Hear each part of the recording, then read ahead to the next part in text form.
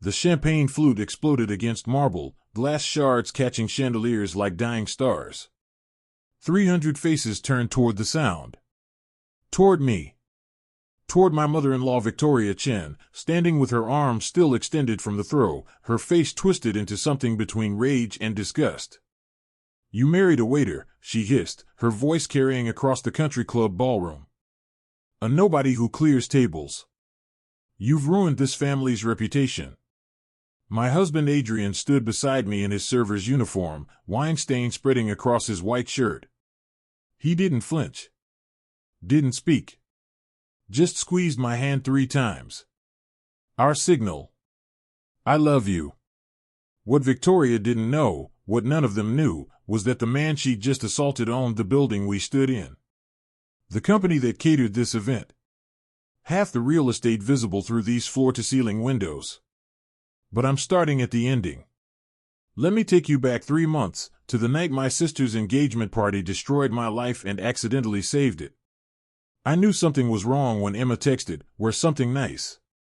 Marcus's family wants to meet you." Emma never invited me anywhere without ulterior motive. She especially never invited me to meet her fiancé's family, the Chens, old Manhattan money, the kind that came with trust funds and summer homes in the Hamptons.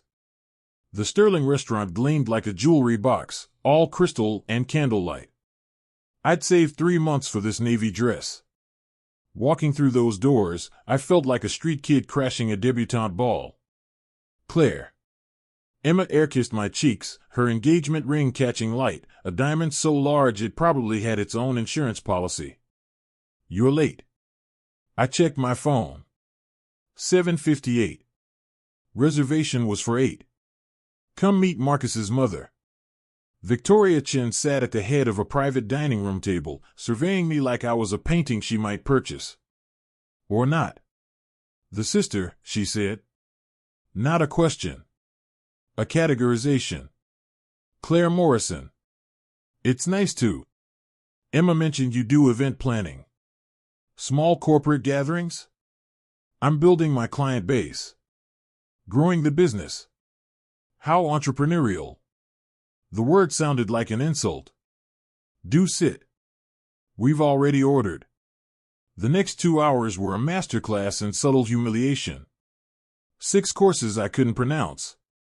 Conversation about vacation homes, charity boards, people I'd never meet. Emma's future Aunt Gloria leaned across the table during dessert, her pearls swinging dangerously close to her tiramisu. "Claire, you're what, 32? 30. Biological clock ticking, dear. My son Jeffrey is an orthodontist, makes excellent money, still single. I could introduce you." "I'm fine, thanks. Can't be too picky at your age." "You want children, don't you?" I excused myself before I said something that would get Emma disinvited from her own wedding. The hallway was blessedly empty. I leaned against silk wallpaper, closing my eyes, counting breaths. "Rough table?" I opened my eyes. A waiter stood there, mid-30s, dark hair, warm brown eyes that held actual kindness. His name tag read Adrian. That obvious? You have that look people get when they're trapped at a table with the Chens. They're regulars. Not big on warmth. My sister's marrying into the family. This is my future. Ouch. He set down his tray. Want some advice from someone who's watched rich people eat for 5 years? Desperately. They're testing you. Seeing if you'll crack. Don't give them the satisfaction. He smiled. You're worth 10 of them. Remember that. A stranger.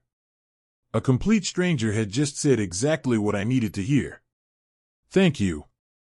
Really. Anytime. Now get back in there and show them what you're made of. I returned to that table with my spine straight. When Gloria mentioned Jeffrey again, I smiled and changed subjects. When Victoria commented on my charmingly modest dress, I thanked her and complimented her necklace.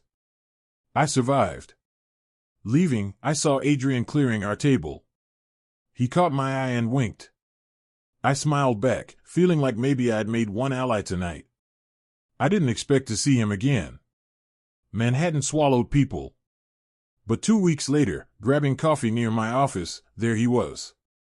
Jeans and a t-shirt, looking completely different from the polished waiter. Claire.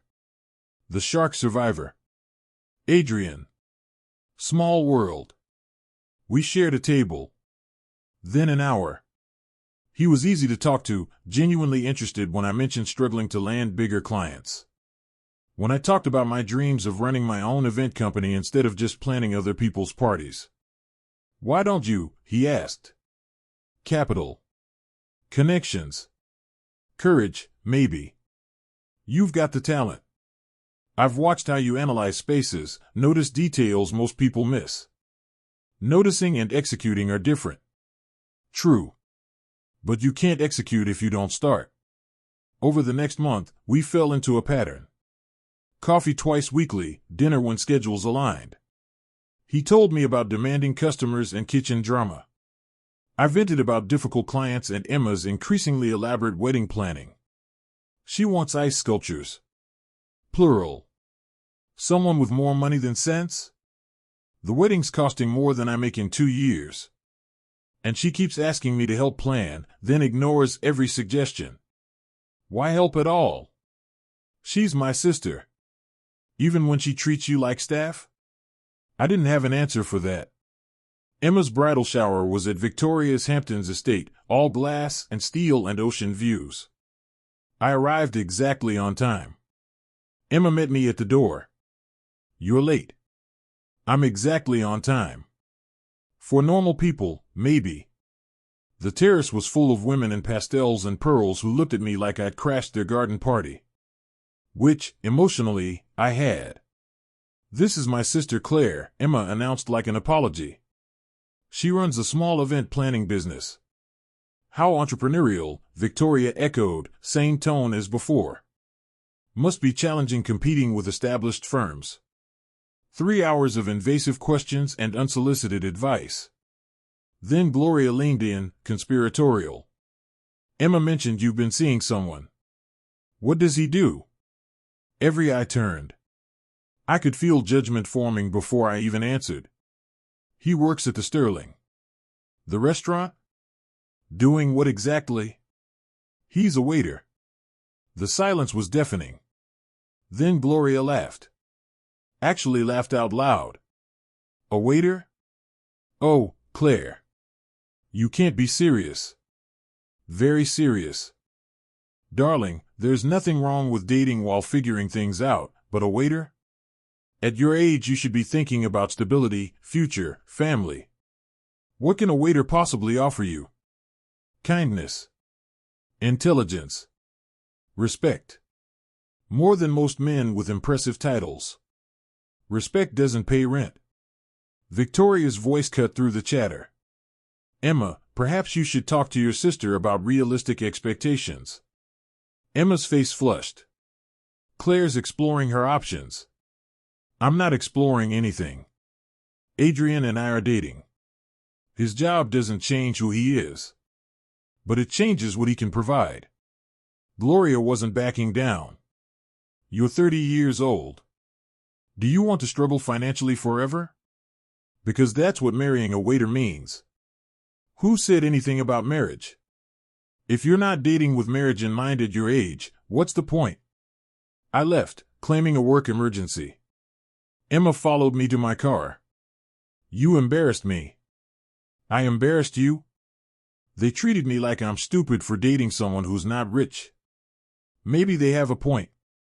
Claire, I love you, but you need to be practical. A waiter can't give you the life you deserve. What life do I deserve? One where I marry for money and spend my days at charity lunches with people who look down on anyone different? That's not fair. Isn't it? You used to hate this stuff, Emma.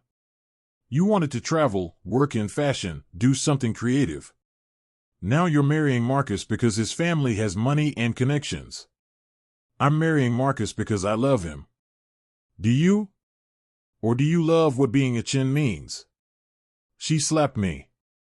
Actually slapped me across the face. We stared at each other, shocked. Don't come to my wedding if that's how you feel. Her voice shook. I don't need your judgment. She walked back inside. I drove home crying, my cheeks still burning. Adrian called that night. I told him everything. I'm sorry. That sounds horrible. The worst part is they're not entirely wrong. We barely know each other and I'm already defending us like we're serious. Is that bad? That it might be serious? I don't know. Is it? Claire, I need to tell you something. My stomach dropped. Here came the revelation. He was married. Moving away. Not actually interested. What? I'm not just a waiter. I mean, I am, but that's not the whole story. Okay? Can I show you something tomorrow? It'll make more sense in person. We met at our usual coffee shop. Adrian looked nervous, which made me nervous. So the thing is, I do work at the Sterling. That's true. But I don't work there because I need the money. He pulled out his phone, showed me a Forbes article. I work there because I own it. The article loaded. Adrian in a tuxedo, shaking hands with the mayor. Caption, Adrian Castellanos, CEO of Castellanos Hospitality Group, one of New York's youngest self-made hospitality magnates. You're a billionaire. Technically, yes. And you've been pretending to be a waiter? Not pretending. Working. I own the Sterling and 4 other restaurants. 2 hotels. A catering company that services most major events in the city. I work the floor one night weekly because I started this company from the ground up. I like staying connected to operations, understanding what my employees experience. I stared at the screen. More articles. More photos. Adrian giving speeches, attending galas, featured in business magazines. Why didn't you tell me?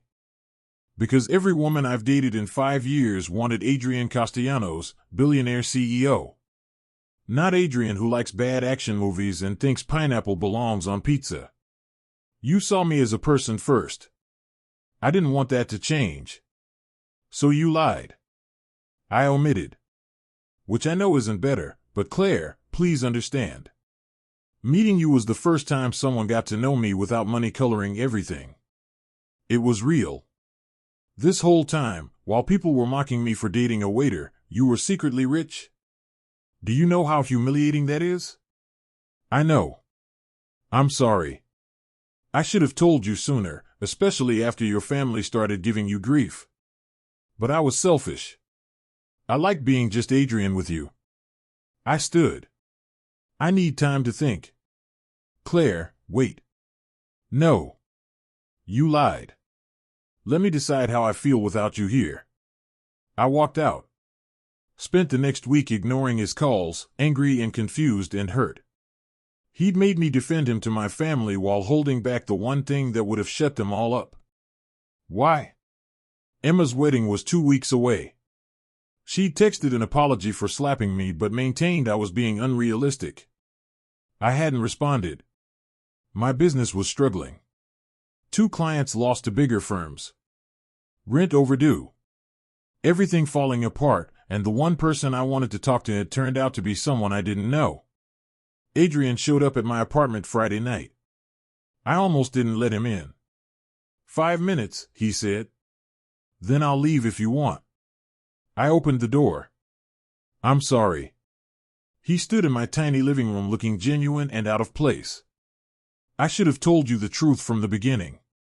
Letting you defend me without full information wasn't fair. No. It wasn't. But I need you to understand something.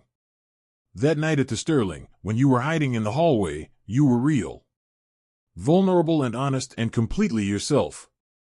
Then we started spending time together and you never once asked what I could do for you. Didn't want connections or favors or access. You wanted coffee and conversation. Do you know how rare that is? So you tested me? Kept lying to see if I'd pass some gold digger exam? No. I just wanted to be Adrian for a while. Not the heir. Not the CEO. Just a guy getting to know an incredible woman. I am incredible. And I deserved honesty. You did. You do. I'm sorry. He moved toward the door. I'll leave you alone. But Claire, for what it's worth, everything between us was real. My feelings, our conversations, all of it. The only fake thing was the financial picture. Wait. I stopped him. Why do you still work at the restaurant? Really? Because I never want to forget where I started. My parents came here with nothing, built everything from scratch. They worked every job, including waiting tables. I do it to honor them, stay grounded, remember that money is just money. It doesn't make you better than anyone. That got me. Your parents sound wonderful. They were.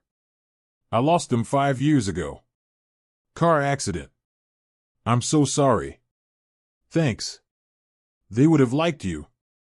My mom especially. She always said the measure of a person is how they treat people who can't do anything for them. You treat everyone with respect. That's why I fell for you. Fell for me? I'm in love with you, Claire. Have been for weeks. I know I screwed up and this is probably too much too soon, but I couldn't let you think this was fake. My feelings are real. I looked at him. Same warm eyes. Same genuine expression. Money didn't change who he was at his core. I need to think. Take all the time you need. He left. I spent the weekend processing. Adrian had lied, yes. But he'd also been the most genuine person in my life. He'd supported my dreams, listened without judgment, made me feel valued. Was the money a deal breaker? Monday morning, Victoria Chen called. Claire, I wanted to apologize for the bridal shower. We weren't welcoming, and that was wrong. She paused. Emma mentioned your friend works at the Sterling. We're planning a charity gala and our event coordinator just quit. Emma suggested you might be available. My heart raced. This could make my business. I'm very interested. Wonderful. Lunch Thursday? We'll discuss details. Thursday, Victoria laid out the gala plans. 500 guests, 3-course dinner, silent auction, celebrity entertainment. $500,000 budget. This is an incredible opportunity, I said carefully. But I should be transparent, I've never managed an event this scale. But you understand high-end service. You've been studying the Sterling. I have. Then you can handle this. Emma speaks highly of your organizational skills. She smiled thinly. Prove us both wrong about your judgment. I took the job. Spent the next week planning, terrified and exhilarated. I called Adrian. I'm sorry I've been silent. You had every right.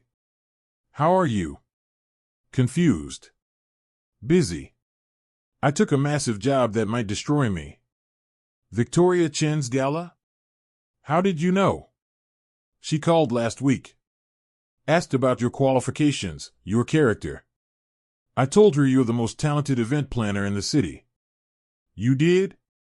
You earned that job, Claire. Not because of me. Because of your skill. I want to see you. Name the place. We met at our original coffee shop. Full circle. I'm still angry you lied, I said. But I understand why. And I've been thinking about what you said, about wanting to be just Adrian. I get that. But going forward, I need complete honesty. No more omissions. No more secrets. If we're doing this, everything's on the table. Everything on the table. I can do that. Good. Because I'm in love with you too, and I'm tired of fighting it. He kissed me right there, and it felt like coming home. The next month was chaos. Planning the gala consumed my life. Adrian helped when he could, using connections without making it obvious, letting me succeed on merit while providing quiet support. Emma's wedding came first. I went as planned, Adrian as my plus one. I didn't tell Emma who he really was. Let her think I was bringing the waiter. The ceremony was at the Chen estate, elaborate and expensive. Emma looked beautiful. Marcus looked happy. I tried to be genuinely glad. The reception was where things exploded. I introduced Adrian to Emma and Marcus as my boyfriend. Emma's smile strained. So you're the famous waiter. That's me, Adrian said easily. Victoria approached, martini in hand. Claire, the gala plans are wonderful. She turned to Adrian. And you must be the boyfriend. I hear you work at the Sterling. I do. How industrious. Claire is lucky to have someone who understands hard work. The condescension was thick. Adrian squeezed my hand gently. Gloria joined us, Jeffrey the orthodontist in tow. Claire, you remember Jeffrey. Still single. Jeffrey, this is Claire's friend. Boyfriend, I corrected. Right. What did you say you do? I work in hospitality. How nice. Jeffrey just opened his second practice.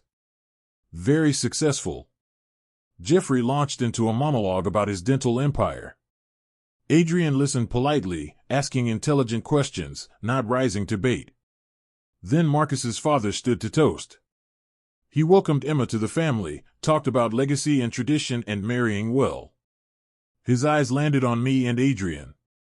In this family, we value hard work, but we also value achievement. Ambition matched with success. Partnership with equals. The implication was clear. I wasn't an equal. Adrian wasn't an equal. I felt Adrian tense. I squeezed his hand, silently asking him not to react. But Emma's face. She looked humiliated. Because of me. After the toast, she pulled me aside. I can't believe you brought him here. He's my boyfriend. He's a waiter, Claire. You're making a statement, and it's embarrassing. Embarrassing for who? You or me? Both. Can't you see how this looks? I see exactly how it looks. I'm living my life. With someone who can't give you anything. He gives me everything that matters. Like what? Love? That pays rent how? You used to understand that money isn't everything. I grew up. You should too. I left early, Adrian following. We didn't speak until we were in his car. I'm sorry, I said. That was horrible. I've had worse. You shouldn't have to endure that. Claire, I don't care what they think. I care what you think. I think they're all snobs who judge people on bank accounts instead of character. Then their opinion doesn't matter. But it did matter. Because they were my sister's family now, and their judgment would color every future gathering. The gala was 2 weeks away. I threw myself into final preparations, determined to prove I belonged in their world, waiter boyfriend or not. The night before the event, Victoria called. Claire, I need to discuss something delicate. My stomach dropped. What's wrong? Nothing with the event, you've done exceptional work. But several committee members expressed concern about your relationship. They're worried it reflects poorly on the foundation. Excuse me? Optics matter. We're trying to attract serious donors. Having our event coordinator dating service staff sends the wrong message. The message being? That we don't maintain appropriate boundaries. That we're not serious professionals. Mrs. Chen, with respect, who I date has nothing to do with my professional capabilities. Perhaps not, but perception matters. I'm not asking you to end the relationship. Just be discreet. Don't bring him to the gala.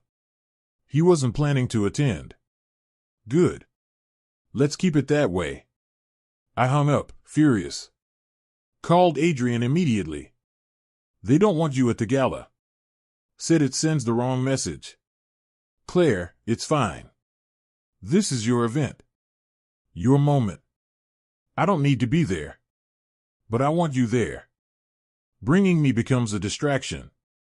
The gala should be about your work, not our relationship. Prove yourself first. Make a statement later. He was right. I hated it, but he was right. The gala night arrived. I planned everything perfectly. The venue looked stunning, flowers, lighting, table settings executed flawlessly. 500 guests in formal wear, drinking expensive wine, bidding on auction items. Victoria found me during cocktail hour. Claire, this is magnificent. You've exceeded every expectation. Thank you. Several donors already asked for your card. You're going to be very busy after tonight. Pride swelled. I'd done this. Built something real. Then Emma appeared, Marcus beside her. Claire, wow. This is incredible. Thanks. See? This is what you're capable of when you focus on career instead of inappropriate relationships. My pride deflated. Can you please just congratulate me without commentary? I'm trying to help you see your potential. Marcus touched her arm. Not now. They moved away. I stood there feeling simultaneously triumphant and defeated. Dinner service began. I supervised from the sidelines. The Sterling's catering team was flawless. I wondered if Adrian had personally trained them. During dessert, Victoria stood to make announcements. She thanked the committee, donors, volunteers. Then she called me up. I want to recognize someone who made tonight possible.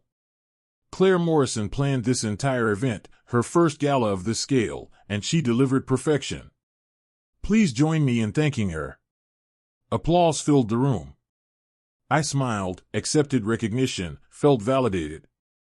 Then Gloria stood, slightly drunk. And she did it all without help from her waiter boyfriend. Laughter rippled through some tables. My face burned. Gloria, sit down. Victoria's voice was sharp. What? I'm complimenting her. She focused on work instead of that inappropriate relationship. That's growth. The room went quiet. All eyes on me. I could feel the judgment. The whispers. The waiter's girlfriend. Dating down. Poor choices. Then a voice from the back. Actually, I think that relationship is quite appropriate. Adrian walked through the tables wearing a tuxedo, looking every inch the billionaire he was. The room's energy shifted, confused. Who invited you? Gloria demanded. I own the venue. Adrian's voice was calm. And the catering company. And several businesses represented here tonight.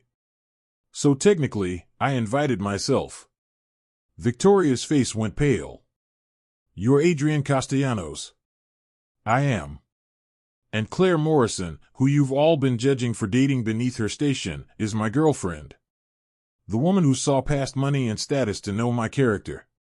Which is more than I can say for most people in this room. The silence was absolute. Claire planned this event without my help. Without using my connections or influence. She earned every success tonight on her own merit.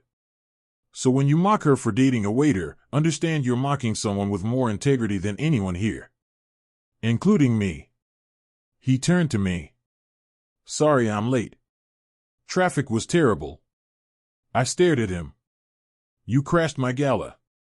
Technically my venue. Can't crash your own property. Emma stood, her face shock and anger mixed. You knew? This whole time? I did. And you let us think he was just a waiter? I let you show your true colors. All of you. Marcus's father rose. This is ridiculous. You've been deceiving everyone. No, Adrian said. I've been living my life. Working at my own restaurant, dating a woman I care about. You've been making assumptions and judgments based on incomplete information. You should have told us who you were. Victoria's voice shook. Why? So you'd treat me with respect? I shouldn't need $1 billion portfolio for that. Basic human decency should be the baseline. This is humiliating. Gloria looked like she might cry. Is it? Or is it humiliating that you spent weeks mocking someone who owns half the venues you frequent? That you told a woman she was throwing her life away dating someone who's been on Forbes' most influential list 3 years running? I found my voice. Adrian, you didn't have to do this. Yes, I did. I let you defend me while people questioned your judgment. I should have stood beside you from the start. He took my hand. I'm sorry I didn't. The room erupted in whispers. Victoria looked mortified. Emma looked furious. Marcus looked confused. Shall we go? Adrian asked. I have to supervise cleanup. My staff can handle it. You've done your job. Perfectly. Let them deal with the aftermath. We left together, walking out while hundreds of eyes watched. In the car, I finally laughed. That was insane. I know. I couldn't listen to them diminish you anymore. You do realize you've now made me the girl who needs her rich boyfriend to defend her. Or you're the girl whose boyfriend finally stopped being a coward and claimed his partner publicly. We're going to have to talk about this. The money, the deception, all of it. I know. But first, can we just drive? We drove out of Manhattan, along the coast, until we reached a small beach town. Adrian parked at an overlook, waves crashing below. My parents used to bring me here, he said. Before the money, before everything got complicated. We'd get ice cream and watch the sunset. It's beautiful. They'd like you. Your strength, your independence. The way you don't let anyone make you feel small. I feel small sometimes. I know. But you never act small. That's what matters.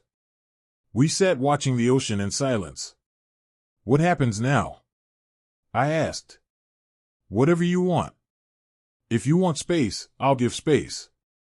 If you want to move forward, I'm all in. If you want to sit here and figure it out, we'll do that. I want honesty. Complete transparency. No more secrets. Done. And I want to pay you back for any business help. If clients came to me because of your connections, I need to know. Claire, no one came because of me. Victoria called you because Emma recommended you. Other clients came from your reputation. You earned all of it. Promise? I promise. I leaned my head on his shoulder. This is the weirdest relationship. Agreed. But it's also the best one I've ever had. Also agreed. So we're doing this? Officially? If you want to. I do. He kissed me, and this time it felt like a real beginning. Not fake, not temporary, not convenient. Just real. My phone buzzed. 17 missed calls. Emma, Victoria, various gala committee members. I ignored them all. At my apartment, Adrian walked me to the door. What's next? He asked. I sleep for 12 hours. Then I deal with fallout. Then I figure out how to date a billionaire without losing myself. Sounds like a solid plan. You could come up. If you want. Are you sure? I'm sure. We went upstairs. He looked around my tiny apartment with genuine interest. This is nice. Very you. It's a shoebox. It's a home. There's a difference. We ordered takeout, ate on the couch, watched bad TV. Normal. Simple. Exactly what I needed. Can I ask you something? I said during commercial break. Anything. Why did you really keep working at the restaurant? The real reason. Adrian was quiet for a moment. Because I never want to become someone who forgets what it's like to serve others. My parents built their business by treating people with respect regardless of status. The moment I stop working those shifts is the moment I risk losing that perspective. That's beautiful. It's practical. Power corrupts. Money changes people. Working that one shift a week keeps me grounded. You really are wonderful. I kissed him then, properly, without secrets between us. The next morning, Emma called. Claire, we need to talk. Good morning to you too. What happened last night was humiliating. You made me look like an idiot. I made you look like an idiot? Emma, you've spent months telling me I was ruining my life. Turns out you were judging someone worth more than Marcus's entire family. That's not the point. Then what is? You should have told me. Let me know who he really was. You made assumptions. I just didn't correct them. That's the same as lying. Is it? Because I seem to remember you doing the exact same thing. Making assumptions about my life, my choices, my relationship. Where was my courtesy warning then? Silence. Emma, I love you. But you've been treating me like a charity case for months. Don't pretend Marcus's family's money didn't factor into your decision. And don't judge me for dating someone you thought was poor when you were wrong about everything. I'm trying to apologize. No, you're trying to make this my fault. There's a difference. Fine. I'm sorry. For everything. For judging Adrian, for judging you, for assuming I knew better. I was wrong. Thank you. Are you happy? Really happy? I am. Terrified, but happy. Good. That's what matters. She paused. Mom wants to meet him. Of course she does. After we hung up, Adrian handed me coffee. Family drama? Always. The next few weeks were adjustment. My business exploded after the gala. Clients who'd ignored me suddenly wanted meetings. I had to hire an assistant. Then 2 more. Moved to a larger office. This is crazy, I told Adrian one evening. 6 months ago I could barely afford rent. Now I'm turning down clients. Success looks good on you. It's terrifying. Then you're doing it right. Dating Adrian publicly was its own challenge. Paparazzi started following us. Society pages mentioned our relationship. My family got calls from reporters. Is this normal for you? I asked after a photographer caught us leaving a movie theater. Unfortunately, yes. It dies down. Or you get used to it. I don't want to get used to this. Then we find balance. Go out when we want, ignore cameras, live our lives. My mother insisted on dinner. I warned Adrian she'd grill him. I can handle mothers. You haven't met mine. Dinner was at Adrian's penthouse. Stunning, but also homey. Photos of his parents, books everywhere, a clearly used kitchen. This is beautiful, my mom said. Thank you, Mrs. Morrison. Call me Diane. Now sit and tell me about yourself. The real version. Adrian did. He talked about his parents, his work, his philosophy.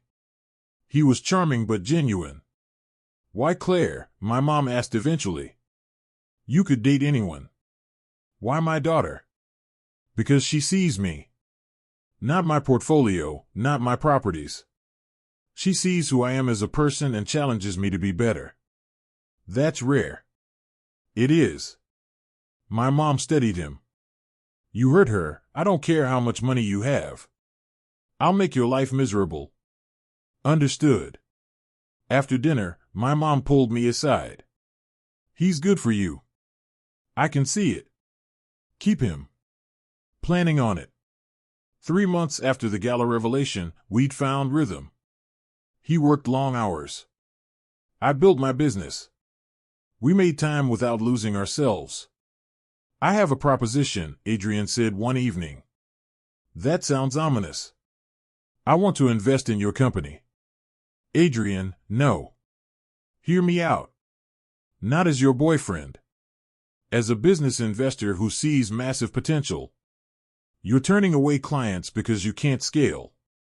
With proper capital, you could expand. I'd be a silent partner, no creative control, just funding for equity. Standard business arrangement. This feels complicated. Everything about us is complicated. But this makes sense. I invest in hospitality businesses. Event planning falls under that umbrella. Your track record is impressive. It's sound investment. I consulted my own financial advisor. They reviewed Adrian's proposal. This is actually a good deal. My advisor said. Better than you'd get from most investors. I accepted. We signed paperwork, kept everything professional. My company doubled in size within 6 months. A year after we met, Adrian and I stood on the same beach where we talked after the gala. Remember when I asked what happens next? I said, I do. I think I have an answer now. Yeah?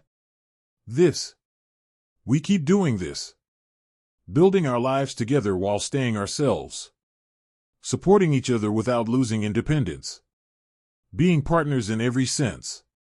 That sounds perfect. It won't be easy. The money, the attention, the judgment. Let them judge. We know the truth. Which is that we chose each other. Not because of money or status.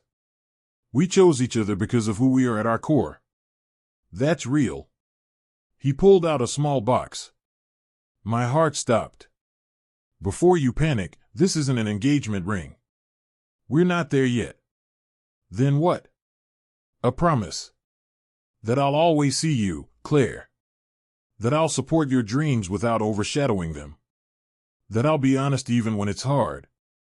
That I'll love you for who you are, not who anyone thinks you should be. Inside was a simple necklace with a small compass charm. So you never lose your way, he said.